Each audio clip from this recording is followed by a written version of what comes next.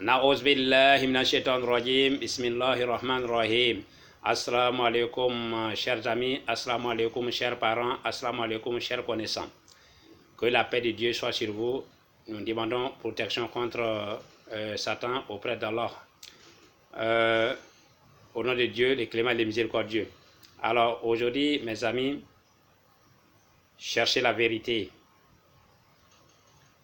Aimez la vérité et aimez-vous au nom de Dieu. Aimez-vous les uns les autres à cause de la vérité.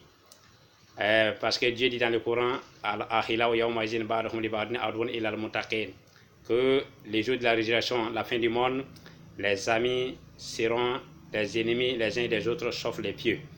Donc, si vous n'êtes pas pieux, si vous ne dites pas la vérité, si vous ne vous dites pas la vérité devant Dieu, vous allez vous régner. Alors qu'en ce moment, c'est grave. Donc aujourd'hui, commençons à nous dire la vérité au lieu d'attendre devant Dieu, c'est lamenter. Alors aujourd'hui, comme vous avez lu la divinité de Jésus-Christ, sur un seul verset et le deuxième et le troisième verset pour pouvoir étayer ce que je vais avancer. Alors nous allons commencer par Jean 10, 30 où Jésus dit « Moi et le Père, nous sommes un ». Alors les Juifs prirent de nouveau des pierres pour le lapider. Jésus leur dit, je vous ai fait voir plusieurs bonnes œuvres venant de mon Père. Pour laquelle me lapidez-vous? Les Juifs lui répondirent, ce n'est point pour une bonne œuvre que nous te lapidons, mais pour un blasphème et parce que toi, qui es un homme, tu te fais Dieu. Alors, ces versets, comme les Juifs ont compris que Jésus-Christ s'est fait Dieu, par rapport à ces versets, les chrétiens aussi en déduisent que Jésus-Christ est Dieu, parce que les Juifs ont dit que Jésus s'est fait Dieu quand il a dit « Moi et le Père, nous sommes un ». Alors, mais nous disons à ces chrétiens de ne pas se leurrer, de ne pas être dans l'obscurité comme les Juifs l'étaient, de ne pas être ignorants comme les Juifs, parce que les Juifs, dans leur ignorance, ne comprenaient pas le langage prophétique de Jésus-Christ, ne comprenaient pas le langage théologique de Jésus-Christ, l'accusent à tort et à travers. C'est pourquoi, quand Jésus a dit que moi et le Père, nous sommes un, pour eux, automatiquement, il s'est fait Dieu, il s'est fait égal de Dieu, ou peut-être même qu'ils comprennent, mais ils font ça sciemment, exprès pour l'accuser. Alors c'est pourquoi Jésus-Christ lui-même dira, dans ces mêmes versets, plus haut là-bas, que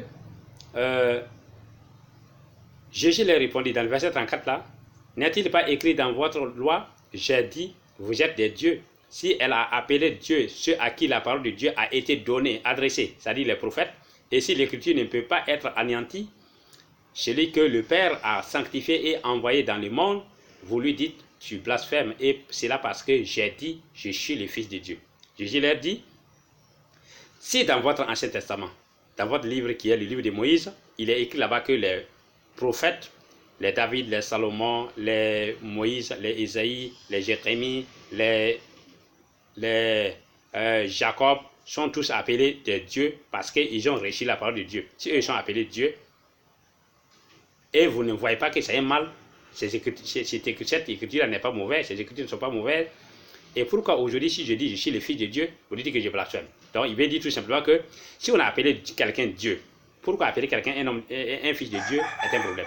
Alors que dans la Bible, ancienne Bible même là, tous les prophètes sont appelés des dieux, les rois sont appelés des dieux, et ceux qui suivent les prophètes sont des enfants de Dieu. Donc en ce moment, et ça ne veut pas dire qu'en ce moment que ces prophètes qui sont appelés dieux sont des dieux au sens propre du terme, qui est le Dieu créateur des cieux et de la terre.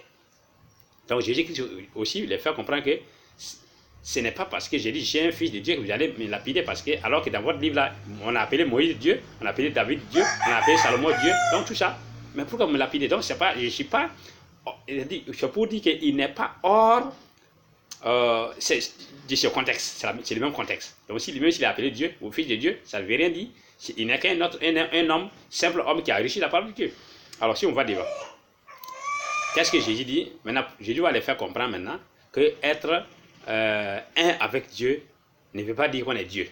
C'est pourquoi il dit dans Jean 17, 19, 22, il dit, je me sanctifie moi-même pour eux, afin qu'eux aussi soient sanctifiés par la vérité. Ce n'est pas pour eux seulement que je prie, mais encore pour ceux qui croiront en moi par leur parole, afin que tous soient un, comme toi, Père, tu es un en moi, et comme je suis un en toi, afin que eux aussi soient un en nous, pour que le monde croie que tu m'as envoyé. Je leur ai donné la gloire que tu m'as donnée, afin qu'ils soient un comme nous sommes un. Voilà. Donc, Jésus les fait comprendre que non, tous les chrétiens sont un, ils sont un en moi, Jésus. Donc, moi et les chrétiens, nous sommes tous un. Et tous les chrétiens et moi, Jésus-Christ, nous sommes un en Dieu, et nous sommes tous un en Dieu aussi. Donc, être un avec Jésus-Christ ne te fait pas Jésus-Christ. Donc, tous les chrétiens qui sont un en Jésus-Christ ne sont pas des Jésus-Christ. Tous les chrétiens qui sont un en Dieu ne sont pas des dieux. Jésus-Christ qui est un en Dieu aussi n'est pas un Dieu. Donc, Jésus-Christ qui est un avec les fidèles, les chrétiens, n'est pas aussi les chrétiens. Donc, nul n'est l'autre, mais ils sont tous un dans la doctrine, dans l'idéologie. L'esprit. Il faut réfléchir. Si vous ne réfléchissez pas, vous ne pouvez pas être un bon disciple de Jésus-Christ. C'est pourquoi Jésus-Christ dit quelque part, le Fils de Dieu est venu vous donner l'intelligence afin que vous puissiez connaître le véritable. Vous puissiez connaître la vérité. C'est ça. Alors, il faut savoir que si les Juifs disent que Jésus-Christ est Dieu, par rapport à ces versets, ils cherchent à les lapider, c'est parce qu'ils n'ont pas compris l'esprit théologique et le langage prophétique de Jésus-Christ. Sinon, il n'est pas Dieu, il n'a pas dit qu'il est Dieu. Alors, si nous allons devant, je vais vous faire comprendre maintenant que Jésus-Christ, quand il parlait, les Juifs ne comprenaient pas son langage prophétique, ne comprenaient pas son langage théologique. Alors, si nous passons dans, voilà, nous lisons dans Jean 8, 51 à 53, Jésus dit là-bas, en vérité, je vous l'ai dit, si quelqu'un garde ma parole, il ne verra jamais la mort. Écoutez bien, Jésus dit, la mort ici, vous devez savoir que la mort ici, c'est quoi? C'est l'enfer. Et la vie ici, c'est quoi? C'est le paradis. Donc, il est passé de la mort à la vie. Donc, il ne va pas entrer en enfer. Donc, il dit, mais celui qui croit, garde lui sa parole, Jésus, la personne va faire quoi? Va aller au paradis, il ne va pas aller en enfer. Mais est-ce que les Juifs ont compris comme ça? Quand Jésus a dit, si quelqu'un garde ma parole, il ne verra jamais la mort.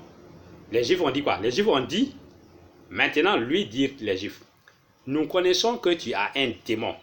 Abraham est mort, les prophètes aussi, et toi, et tu dis, si quelqu'un garde ma parole, il ne verra jamais la mort. Es-tu plus grand que notre père Abraham qui est mort? Les prophètes aussi sont morts. Qui prétends-tu être? Et c'est clair. Donc les Juifs, quand ils ont entendu parler de la mort, ils pensent que Jésus-Christ parle de la mort du corps physique. Et c'est pourquoi ils ont dit que mais, toi tu as un démon, mais il est fou maintenant. Mais on pensait qu'il connaissait quelque chose, mais alors il délire, il est fou, il est bête. Mais Abraham est mort, il est enterré. Tous les prophètes sont morts, ils sont enterrés, les Moïse. Tu es plus grand que notre père Abraham. Tu dis que si quelqu'un croit en toi, il ne va pas mourir. Donc pour eux, c'est la mort physique. Donc ils ne comprenaient pas le langage prophétique de Jésus-Christ. Mais est-ce qu'en réalité, est-ce qu'Abraham est mort selon Jésus? Non. Selon Jésus-Christ, Abraham est au paradis. Selon Jésus-Christ, tous les prophètes sont au paradis, ils ne sont pas morts. Mais les Juifs pensent qu'il parle de la mort du corps physique. C'est pourquoi nous disons que toute personne qui cherche à déduire que ce verset, moi et le Père, nous sommes un, qui signifie que Jésus-Christ est Dieu, il s'est fait juif. C'est comme il devient plus ignorant que les Juifs, parce que les Juifs, par leur ignorance, ne comprennent pas le langage prophétique de Jésus-Christ, cherchent à faire quoi? À accuser Jésus-Christ, parce qu'ils ne comprenaient pas ce que Jésus-Christ voulait dire. Donc, vous aussi, aujourd'hui, vous ne devez pas comprendre comme les Juifs. Croire comme les Juifs, c'est être égaré. Donc, sachez que Jésus-Christ n'a jamais dit qu'il est Dieu par rapport à ces versets. Et sachez que les Juifs ne comprenaient pas ce que Jésus-Christ voudrait dire quand il parlait. Donc, c'est pourquoi il l'accusait au hasard. Chers amis, voilà ce que les Juifs ont fait comprendre. Donc, les Juifs disent qu'Abraham est mort, Moïse est mort, mais qui es-tu? Qui prétends-tu être? Alors que Jésus-Christ veut parler de la mort qui est l'enfer. De la même manière, quand il dit que moi et Père nous sommes un, il pense que non, il s'est fait Dieu. Non, il veut dire tout simplement que lui et Dieu là, ils ont la même doctrine, la même idéologie. C'est tout. Et toute personne qui va croire à lui, sa doctrine, à son idéologie, ils sont aussi un. Et ils ne sont pas des dieux. Donc les chrétiens ne sont pas des dieux. Jésus n'est pas Dieu. Dieu n'est pas Jésus-Christ. Dieu n'est pas les chrétiens. Donc les chrétiens ne sont pas Jésus aussi. Dieu n'est pas Jésus aussi. Voilà. Donc chacun a sa place, mais de la même idéologie. Ils sont un, dans la même idéologie, dans la même doctrine. Donc chers amis, si vous aimez la vérité, vous devez chercher à raisonner de la manière que Jésus-Christ vous a enseigné. L'intelligence. Donc, les Juifs étaient ignorants. Ils ne comprenaient pas le langage prophétique de Jésus-Christ. C'est pourquoi ils ont dit que les prophètes sont morts. Mais vous les chrétiens, vous savez aujourd'hui que quand Jésus parle de la mort et de la vie, c'est le paradis et l'enfer. Donc, sachez que les Juifs ne comprenaient pas. Donc, ce verset ne montre pas que Jésus-Christ est Dieu. Jamais.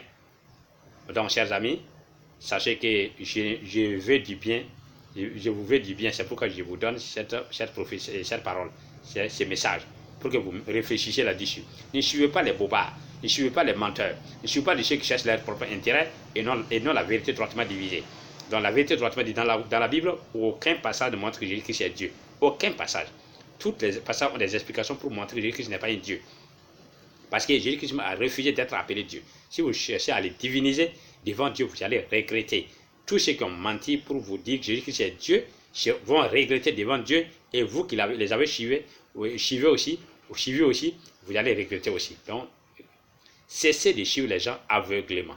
Assalamu alaikum wa rahmatullahi wa barakatuh.